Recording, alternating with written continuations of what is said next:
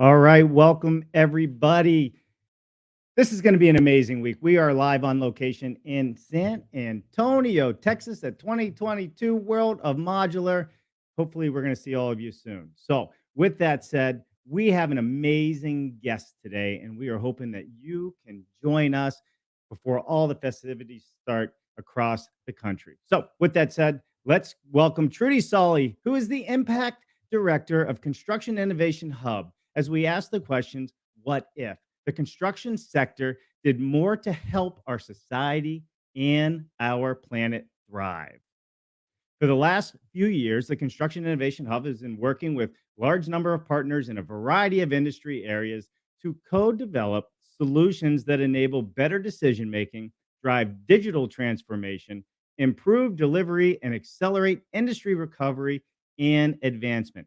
Taking a deeper look into initiatives or research studies to explore new ways in which we can deliver innovations with construction that help to improve social, environmental, and economic outcomes. Today, Trudy will introduce us to the product platform Rulebook, describing the platform required to help us build better homes, better buildings, and live in better cities. A promise for improved efficiency, productivity, and sustainability. So, are you ready to follow the rules to build it better? Well, I am for sure. But first, we need to thank our sponsors. So, big shout out to Carson Holmquist and the team at Stream Logistics, experts in high stake freight. And they are the perfect choice for projects with timelines and a specific delivery sequence, shipments with high complexity and unique constraints. The new methods of construction need new transportation solutions, and they are up for the challenge. Please reach out to streamlogistics.com and ask for Carson Holmquist and tell him Dave Cooper Live sent you. I'm telling you, this is shipping that you've never seen before. It's not the old school way of doing things. So we are proud to have them as a sponsor on the Dave Cooper Live show. Also, a big shout out to Paul Short with Combi Lift, the largest global manufacturer of multi-directional forklifts and straddle carriers, an acknowledged leader in long load handling solutions, offering a free warehouse and site optimization design service. More than 50,000 CombiLift units have been sold over 85 countries since CombiLift was established in 1998. CombiLift is dedicated to helping companies of all sizes in every industry maximize the capacity, safety, and efficiency of their warehouse and storage facilities. A big thank you to Paul Short and the team at CombiLift for helping us build it better. Learn more about CombiLift at www.combilift.com. So, again, we can't do anything that we do without our sponsors. So, I want to thank everybody for making this possible for us. All right, without further ado, let's bring in Trudy. Hey, Trudy, how are you? Hi, good evening. Well, it is for me. Good afternoon to a lot of your audience, and I guess some good morning as well. Yeah. Well, listen, it's so exciting to have you on the show with us today. We're super excited that you're joining us, and you're going to tell us a little bit about what you have going on. Because for us, I think the most amazing thing about everything you're doing is the government has gotten behind, really truly building it better, and that's what we want to learn more about. So, Trudy, before we get into that, why don't you tell us a little bit about who you are, where you're from? In fact, we want to know everything from the moment you were born to this very moment in time. Please do not leave out any of the good stuff from the hospital, but we will call somebody in your family and bring them on the show. But you only have 2 minutes to do it, so go for it. Okay. Thank you, and thank you for the invitation. It's a real pleasure to be here and share some of the what's going on in the hub. But yeah, me. So I'm actually a Kiwi, born and bred. So I grew up in New Zealand, but I am now based in England in the UK. I moved here as a teenager. I will abridge my life because there's a fair bit of it actually. But so I went to university here and I studied zoology, which is what I decided I wanted to do from the age of 8. So obviously, I now work in construction. There are a few steps along the way since then, and it's been a bit of a diverse route. So my career is definitely not typical. So after university, I realized zoology wasn't actually a very viable career option for me. I went into environmental analysis, brownfield regeneration work, And then I needed a different change, so I joined the health and safety executive. So I'm not quite sure what the equivalent is called in the States, but I was an inspector of work environments, and mostly in the likes of manufacturing, engineering, food production, defense, all sorts of different industries, and a tiny bit of construction. And then I moved into innovation because I loved seeing change. I loved seeing organizations look at how they could improve their workplaces for the people that made their business what it was. And innovation was a different side of the fence, if you like, but it's been fascinating. And I was involved in the first funding that came through from government to support change in construction. And that was where the hub began. So that's the journey so far. Well, I mean, so far, I mean, it's an amazing journey, no matter how you look at it and everything that you guys have accomplished. So, Trudy, tell us, what is exactly the construction hub? What problem does it solve? I mean, this whole thing came about. I mean, I feel like just England and Europe in general is kind of just hitting us in the head with a sledgehammer over here in the United States, because they're really advancing how they build and what they're willing to put behind it, as far as money, research, and all those things. So, Construction Hub, talk to us about it. Okay. So, you did a fantastic intro. Thank you for that, Dave. I'm going to clip that bit and use it forevermore. But yeah, the hub is a government-funded program. So we're very fortunate in the UK to have a significant amount of investment from government to support innovation, research and development across the spectrum of industries. They focus on areas that they recognize need that additional support to help bring on new technologies, new capabilities that are important to the UK economy. Construction hadn't historically really been funded. And one of the challenges, or one of the reasons for that, was that they weren't really putting forward a desire to collaborate to change. And that's something that other industries have actually exploited to really great benefit. So there's been a huge amount of reports from all over the world about some of the challenges that construction has facing it, about the need to be more productive, more efficient, more effective to deliver against our societal needs. The industry here got together, realized that they could benefit from working together. So put competition aside for a little while, work on your challenges together, become more efficient, more competitive, working in that way.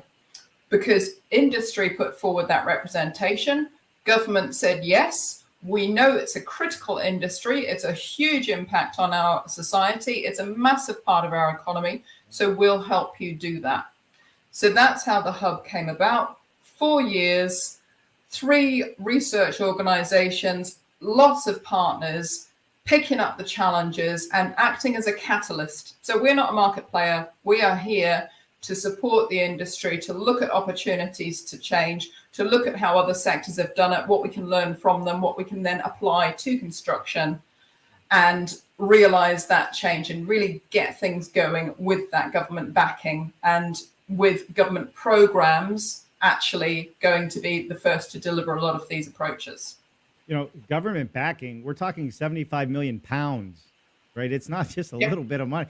So I'm telling everybody out there right now, if somebody has 75 million pounds from the United States government and they're looking to increase their innovation and make construction better, well, you just look me up, because we could do all kinds of great things with that kind of money as well. I think that's amazing.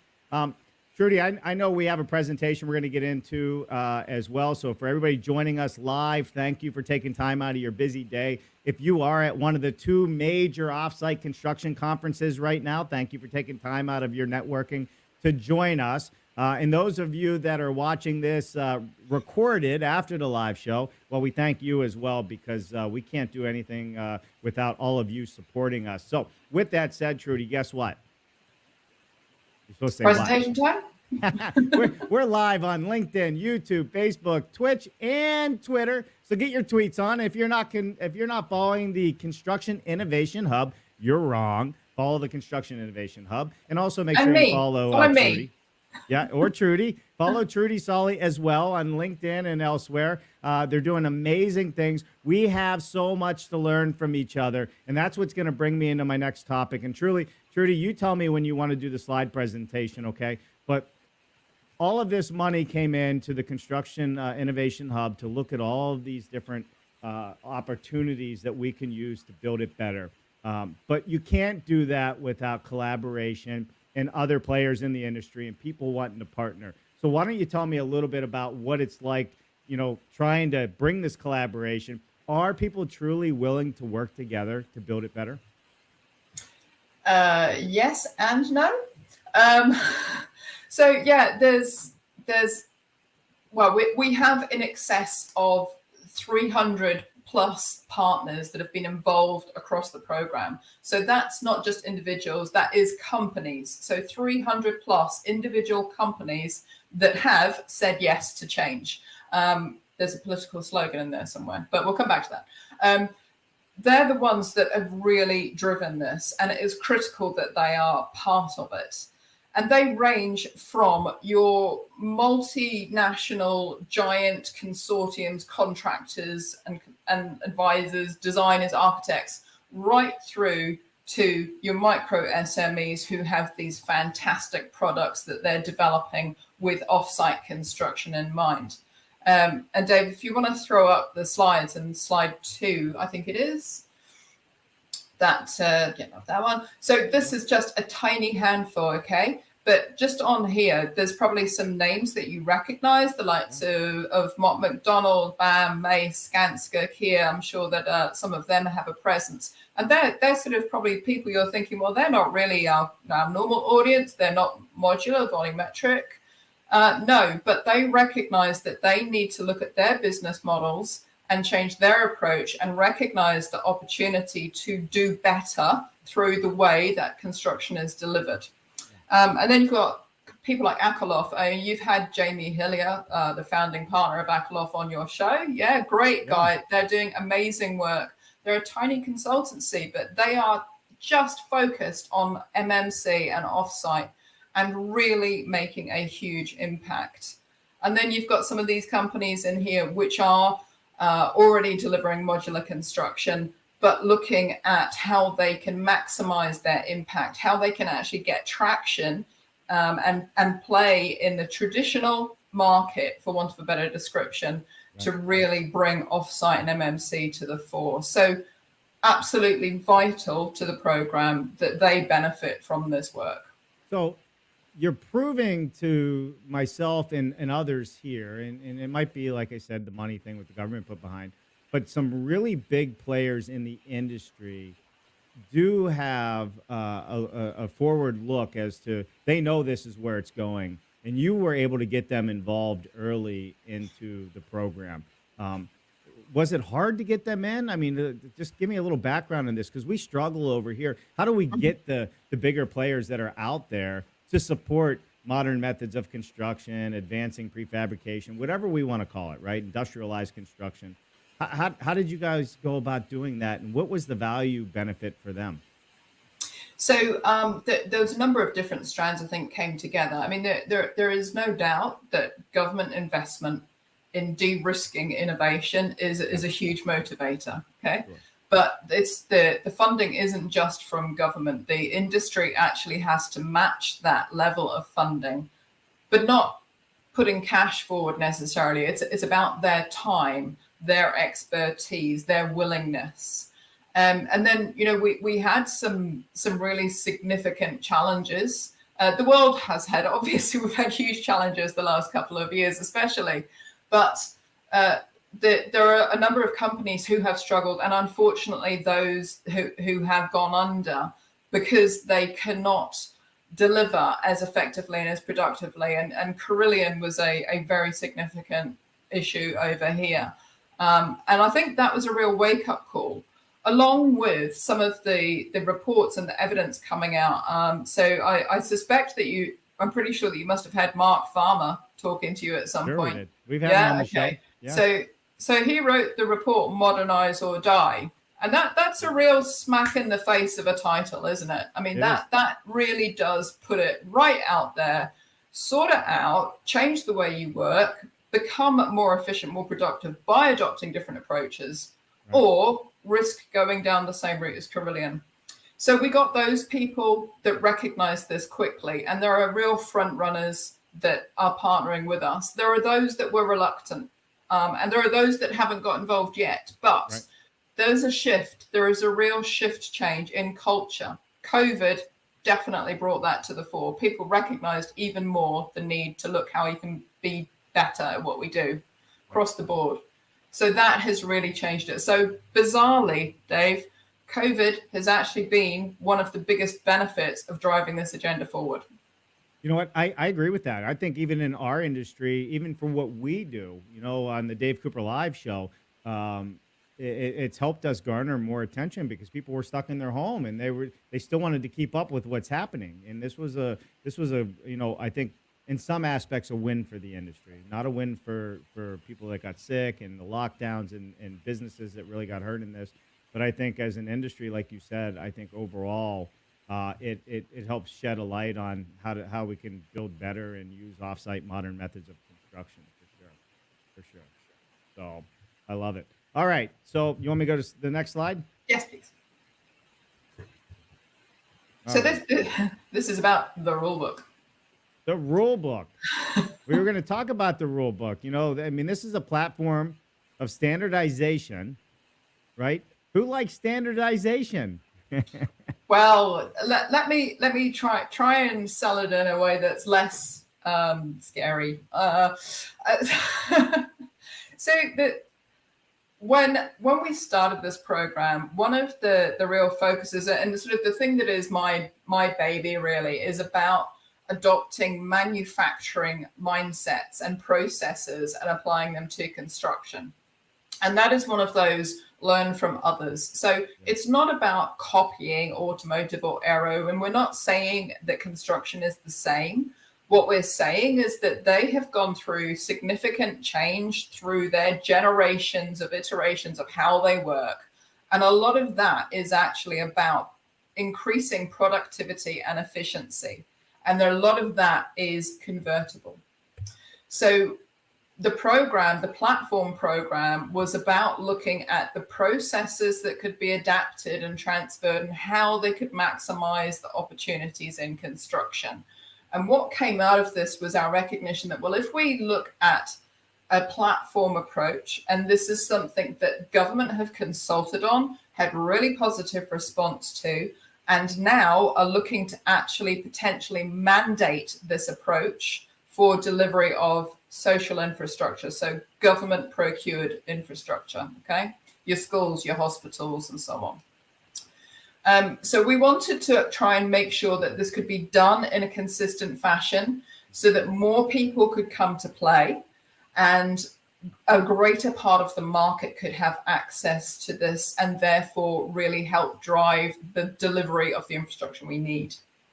So let me just first off say what we're talking about when we say a platform or a product platform, as this rule book is referring to. So it's a kit of parts, which is a term that I think is used quite widely. And that's sort of being used in a lot of different environments now. So it's about the components, about sub-assemblies, about modules, about wall units, all sorts of things that make up a building. But it's not just breaking down a building into its constituent parts. It's about the production processes that come alongside that, how these components are manufactured. It's the knowledge that goes with it. It's all of the design elements. It's the configuration. And it's the people and the relationships required to deliver it as a whole. Okay, so it's sort of a much more holistic approach. And where the standardization comes in, we'll come on to a little bit in a moment, but it's about some of those processes. We're not talking everything looking the same, and that's a really important element to consider and one we will come back to. Now, this slide that's up, it's a bit busy, and sorry, people are probably looking at it now trying to figure out what the hell is going on here. So what I'm going to do is make it simple, and then anybody that wants the detail can come back to it. So the three large shapes at the top that you've got your demand, you develop, and you deploy on your hexagons. Couldn't even think what they were for a second. That's a bit worrying, isn't it? So demand, when you look at manufacturing processes, you want to look at economies of scale. And if you are adopting manufacturing, especially if you're developing factories and facilities, you need to make sure that you've got throughput. You need to make sure that you've got consistency. You need to make sure you have a really clear vision of what your pipeline is and where that's coming from, so that your production capability stays high and you know how to keep people going. So that demand box is really about the client side and about ensuring that our pipelines of projects that are coming along are well specified, that you've got enough clarity so that manufacturing and construction organizations can respond to it with confidence. And so the client knows that there's a market that can deliver against their needs. In the UK, we have a £650 billion pipeline identified over the next decade of infrastructure we know we need. Your hospitals, your schools, your housing, etc. So it's all there, but we need to be clear.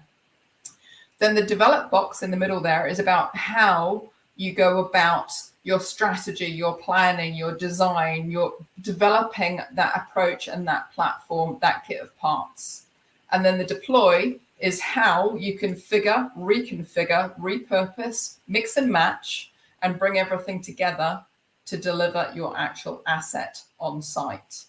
So those are sort of the big boxes, but then underneath that, there's a whole lot of guidance. And if you're ready for the rules, are you ready for the rules, Dave? Give us some rules. You know what? Let's do it the right way.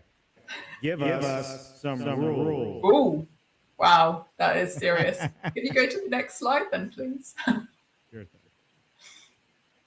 Okay, so again, I'm not going to go into huge detail here. The rule book is going to be out in we're calling it the beta version next week, and this is going to be publicly available. So everybody on here can have a look, they can have a play, and they can tell me that they think it's the worst thing they've ever seen or the best thing they've ever seen or somewhere in between. Maybe we'll go in between.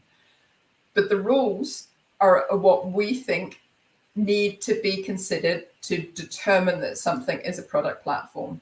And for us in the UK, in that market of delivering our social infrastructure, this will help us to be able to achieve that with lots of different companies starting at different points on their journey and bringing together. So that's where the commonality side comes in, okay? Commonality, again, doesn't mean everything being the same. It's about maximizing the opportunity through finding those common elements. So some of the things on here about deployability. So we think a product platform needs to be deliverable against multiple different projects. We think it needs to be configurable. So things can be used multiple different ways and times. So you're going to have these configurators that will actually reshape your kit of parts and your components or the different levels of platforms so that it's very flexible while still having that consistency. And that's those repeatable elements. So the elements that you can use in multiple different environments again and again. Interfaces that are defined means that you actually enable competition in the market. So if the interfaces are defined, then you've got that standard element, but the market then competes on delivery of the aspects that come together. Quality is absolutely crucial. I have said it many, many times. I use different language depending on my audience, but I'll be very polite here, Dave, and I'll say you can create rubbish off-site just as you can on-site. So to overcome some of the challenges about poor quality construction, you have to implement quality management approaches. And then data. It's everywhere. It's critical. It underpins everything we do. And if you are not collecting the right information for the right people that can have it at the right time, then you're not going to get the right feedback to be able to keep on improving everything that you do. And it's open. So we want platforms to be open so that more people can get involved, more people can access them, and more people will be able to develop this approach and we'll get better buildings for everyone. So it's that simple. Yeah, you know what? And data is like the word data is just popping up everywhere, and it makes sense, right? There's a science behind everything we're doing, and the data and the math and everything. I mean, it doesn't lie, right? We can tell ourselves a different story, but it doesn't lie. I think Henry, I'm glad Henry's back to his normal self. Henry Mickelberg, if you don't know him, you should, but I think you do. We've swapped the odd comment here and there. Well, he usually writes about a book when he comments, but he does say the bottom line is that the UK legislates and offers money for PMV and CO2 reduction. Then the tier one, as per the first slide, so he's watching, commit at board level, and all are in the same professional membership club, CIOB, right? I saw Martin's in here as well. Then the government writes, statements of intent, such as the playbook, which then needs converting by the actual smart people like Trudy. That was a compliment from Henry. Good, Henry. Into tangible methodologies that actually work. It's almost philanthropic. The U.S., however, is predicated upon competitive advantage. But he's right. That's 100% true statement. And when you look at how do you get the buy-in? And I say this to everybody in this country. Our government's not going to mandate anything like what's happened with the UK and England or wherever. But they can lead by example. Right? They can show people that there's a better way of doing this by stop wasting the taxpayers' money and build a project on time, on schedule, or even before schedule, which happens quite often in our world. So I think it's a great thing. So Paul Barreto also says, great topic, having a product developer background. I agree with Trudy's approach. How do you manage through disparate or lack of data when going through the development process? Yes. Well, lack of data has actually been one of our big challenges, especially early on in the program, because we were looking to baseline everything, and we just couldn't, because there just wasn't the right use and collection and collective of data to do that. So we kind of have had to bring together knowledge from other industries and some fantastic people that are working on the Hub program. So we've got the technical authors of the Hub come from perhaps not the most obvious of places, or depending on where you look at them from, I suppose, but Akerlof, who we mentioned earlier, because Jamie has been embedded in this and been a part of it for longer than I have. And from Mott MacDonald and Atkins, we've got two guys from each of those that are also living, eating, sleeping, and breathing this, right, with a background of how they work and bringing it to this and reading massive amounts of textbooks and reports and research. And then we're consulting with our wider companies to build up this strategy. But it's not, it's not done. It's not done. Martin, yeah, I don't know what time it is in Australia, but it's obscene. That is such dedication. Hey, yeah, listen, I wanted to put it up there. Martin is with the CIOB. He does a ton of education. He's been on this show a few times, and vice versa. One of these days, maybe I'll be on Martin's show over there, but that means I have to maybe get up early or late. Really, but either way, he's doing amazing stuff, and he's a real friend to the industry and a friend of mine. So I just didn't want to glance over his comment above. Oh God, no! You can't not give credit for the. I think Martin is actually a machine. I don't think he sleeps at all, as far as I can tell. Yeah. But yeah, so going back to that, I think one of the challenges that we have, plenty of coffee. Yeah, good call. One of the challenges we have is that although the construction industry has to put it bluntly, been slow to change. Don't put it lightly. It's miserably, horribly slow. It's not lightly. They're horrible. I know you say that, Dave, but it's true. But it's been quite bizarre for me on my learning curve in the industry, is that there's this huge reluctance, and we've always done it this way. And we do create phenomenal infrastructure, no doubt. Yeah. but the pain has grown so much, and then all of a sudden we have these ideas, we have these approaches, and we're working with the industry, and they go, great, when's it all going to be fixed? Can we have it now?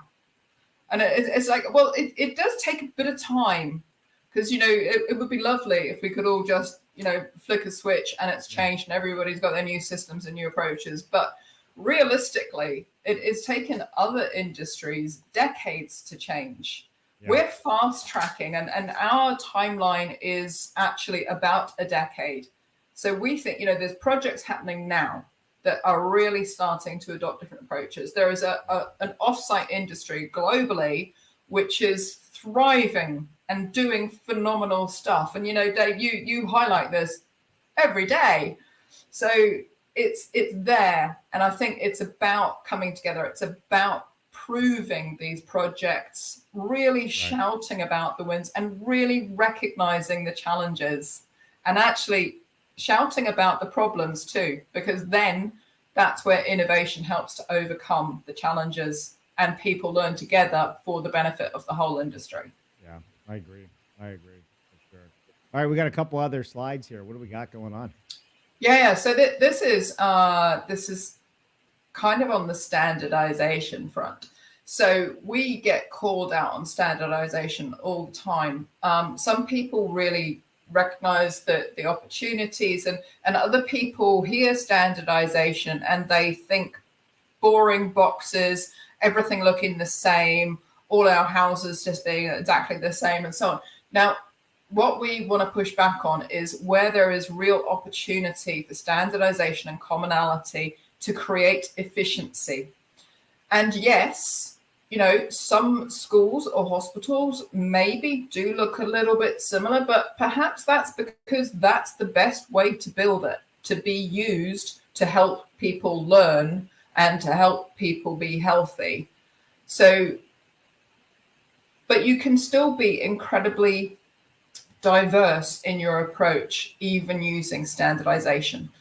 And the reason I put these pictures in is to give a really straightforward example that I enjoy. So the top left, you can see that's actually part of some work that we're doing at one of our centers, Manufacturing Technology Center. And on that picture, you can actually see on the left-hand side, you've got a large FANUC robot. So that's basically the biggest commercial robot you can buy. That is in a fixed plinth environment. And it is a beast. So that plinth, the grey box, is about the same height as me. So I'm 5'10". So just to give you a little bit of scale there. The one sort of in the center of the picture, the orange one on a spider frame. So that's a Kuka Titan. That's pretty big, and we've got that on a mobile platform there. And then at the right-hand side in the front, as you can see, is the JCB Hydrodig, which we have semi-robotized for accurate placement. So which we can make more accurate than it being driven manually. Now, there's times and places that's right. There's times and places it's not. But that's sort of the robotization opportunity in relation to both in a factory environment and then potentially on site. What they're stacking, though, is 2 3x3 frames. Okay, so it's about that bit of standardization that I wanted to refer to. So those boxes, those 3x3, very simple, straightforward boxes, were given out as a design challenge to schools. And but our remit was basically, right, you can use any number of these you want, but we want you to design a starter home that can be extended for multifamily use. And we had over 100 entrants. And this was done with Moby, which is George Clark as an architect and designer, and runs and does TV shows. You might be aware of him. So it's his charity, and they are all about building innovation and education. So they have courses which are now designed to encourage students to develop design capability, particularly around modern methods of construction. Yeah. And the design challenges are run to motivate kids. So the other pictures on here are all entrants to that competition by kids using just these boxes as their basic structure. And as you can see, all sorts of shapes, sizes.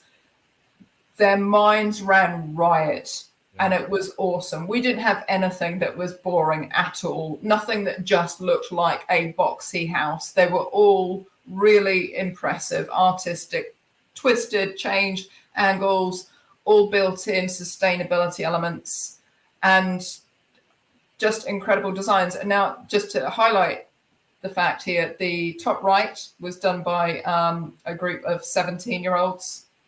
I have something to say on that though, right? Go Put it on. up. See, our son must be looking at it. Our son Colton, he calls it the Pinocchio house because it looks like there's a nose. It does. Yeah, no. Right? In fairness, perhaps that particular design element might be a little bit over the top in terms of extraction, but I like that actually. But the one at the bottom center, that was actually done by two girls that are 14 when they designed this. 14. Yeah. 14. So, Eve, Dahlia, you listening? My daughters are 14. You listening? Nah, they do a lot of great work too, though. Go ahead. So yeah, standardization of the processes, some of the structures, huge diversity in the capability and the offerings that come from it.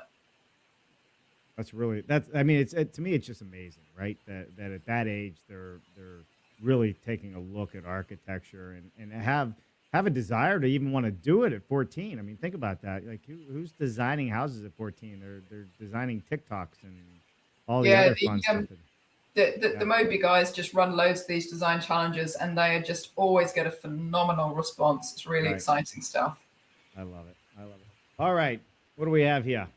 So yeah, this one. So in the rule book out next week, there are a few case studies. Got to get those in there. There's a few case studies of companies and collaborations and consortiums that are already on this journey. The Seismic is one of those. It was a project that's been running for a few years. It's a couple of established modular offsite companies working with some technology people, some engineers, and that is a photo of a building, demonstrator building that they have recently showcased. Lots of information online about it. So their process does include significant amounts of standardization, but in that vast array of reconfigurability to be able to deliver multiple different types of buildings and configurations of them. And this demonstrator, so the product that they have got to now, their platform, they have been able to, through the design, reduce, this is compared to the same building built traditionally, 70% less carbon, and they've delivered it 70% faster. So there's huge wins through going through these processes to identify the approach, the strategy that works for you, develop a kit of parts along with all the processes and the manufacturing systems to realize really significant benefits, both in terms of the business, obviously, they're going to benefit from this hugely, but also in terms of the environment and for the people using it as well. So, I mean, those are big numbers. When you look at, 70% faster than what? Stick building? Faster than traditional modular? So I'd have to verify this actually, but I think it's from traditional, so stick building, for want of a better description, steel framework and cladding systems. But that has been independently verified, and they do have full case studies detailing this. So I can provide links for deeper dives. Yeah, we like links for deeper dives. And all this information, do you have to be a member to get this information? No. I'm just curious. That's the joy of delivering programs as a government-funded program, is that what we do is there for the benefit of everyone. Now, our partners that have been embedded in it obviously know these things inside and out, and they've got that kind of an advantage. Right. But everything we do, we are publishing the reports. So we did a define the need to determine the scale of the opportunity. The rule book is going to be publicly available. So, everything we do is there for the world to learn, take advantage of, adapt your own cultural environment, because everywhere's that bit different. And that's, I'm doing that with Martin and some guys in Aussie right now, as well as looking at how we can Aussie size the value toolkit, which is another pilot program. So what I'm hearing is, if you want the competitive advantage of this information, get involved. Don't wait for somebody else to do it, because the people involved are going to have the advantage on the competitive side of this. But it is open to everybody. And I have to say, Trudy, I'm a little crushed that I'm coming to England in June, and we're going to be speaking at the New Zealand Embassy House there, right? I'll be speaking with Mark Farmer, who you mentioned earlier in the show. I think he's one of the keynotes as well. And you're going to go to Australia. Shame on you. I would actually be in New Zealand. Oh, so New Zealand, that's completely go to the opposite side of the world, but in the same cultural environment as you, but at a different conference. Yeah, no, for sure. Well, listen, it's good. It's good that we're both busy and we're both spreading the knowledge and the word, and I think that's awesome. Greg Ugaldi, this will be the last comment, and then we're going to wrap up. Dave and Trudy, we need a few pilot programs for people to see and learn from. So, Greg, I couldn't agree with you more. And Greg is the perfect person to help us take this up the chain, because he was the immediate past chairman of the National Association of Home Builders, which, if you don't know who they are the, correct me if I'm wrong, Greg, you guys are the second largest lobbying forum in the United States, period, housing. So they got a lot of pull on Capitol Hill, and they help fight for our rights at the NAHB. So it's super exciting to see when Greg tunes on. And by the way, he tunes in all the time. But by the way, he's on the show next Monday, so you might want to tune in to listen to what Greg Ugaldi has to say, right? We haven't seen Greg in a few months, and it's going to be fun to get some updates from him. So, Trudy, You've got another question to ask him next week, then. How are we going to get these pilots set up? There you go, Greg. So by Monday, Trudy's going to hold you accountable for having answers on how we're going to get these pilot programs set up. I agree with her. So there you go. And I'd be happy to help. I should add that as well. It's only polite. Right. That's the proper English, right? It's only polite. It's only a minor flesh wound. All right. So, Trudy, what haven't I touched on? Is there anything that I missed? Is there anything you want to put out there? Is there something happening that you want people to follow? Now's your chance. Okay. So, I guess it's the what next. So, the Construction Innovation Hub, it was funded for 4 years. That is coming to an end in September. But all of these tools, these reports, the learnings, the approaches are all out there and available from our website. So constructioninnovationhub.org.uk, as just flashed up. Thank you very much, Jennifer. And please do go. Please take a look at it. Please write to us, contact me. I'm on LinkedIn. I post there quite regularly. I love to hear how things are received and how other people perceive them, and how the world might actually benefit from this. In terms of what happens next with the hub, there may be more funding. I hope there is more funding to support the ongoing growth of the program. But really, this is about industry now grabbing these approaches, developing them, doing the pilots, really proving the case, feeding back, and moving it forward. So owning it. Owning it. That's it. Let's own our industry. Let's be the drive for our industry. I love it. All right. So listen, everybody, that's going to be a wrap for today. So Trudy, thank you so much for tuning in and helping us learn how you guys are building it better. And for everybody else, we will be live on location at World of Modular. I'll be over there this afternoon. It's looking like the golf tournament may have got canceled. A little bit of rain here, but there's a lot of people in town. And we're going to be here for the kickoff tomorrow. And then I'm flying to Phoenix. I'm going to be hanging out at Advancing Prefab, starting tomorrow night. And we're going to be going live at Advancing Prefab as well. You might just see some special people pop on the show. So make sure you tune in for our 1 o'clock. It will be live from Advancing Prefab. And BS Friday with Mark Bare Naked Willie. Always got to tune in for that. Most interesting time and show that we have each week, each Friday, 1 p.m. And then, of course, our good friend Greg Ugaldi, Monday, 1 p.m. Trudy, this has been so much fun. I'm so excited to finally have had you on the show. You're doing amazing work there. I hope we'll see you Monday to hold Greg Ugaldi accountable for how we're going to move things forward. So hopefully we can rely on you to show up and help spread the word. And when you see my good friend Martin over there, Give him a big hug for me and tell him he's doing great. Will do. I love it. I love it. My pleasure, Dave. Thank you. Yeah, thank you very much. All right, everybody, listen, we appreciate you tuning in today. We appreciate you joining us for this episode. We are going to see you coming up soon, so hang tight. We'll talk to you. You may just see me this afternoon live. Who knows? But other than that, thanks, Trudy. Stay right there. We'll come right back to you. Bye, everybody.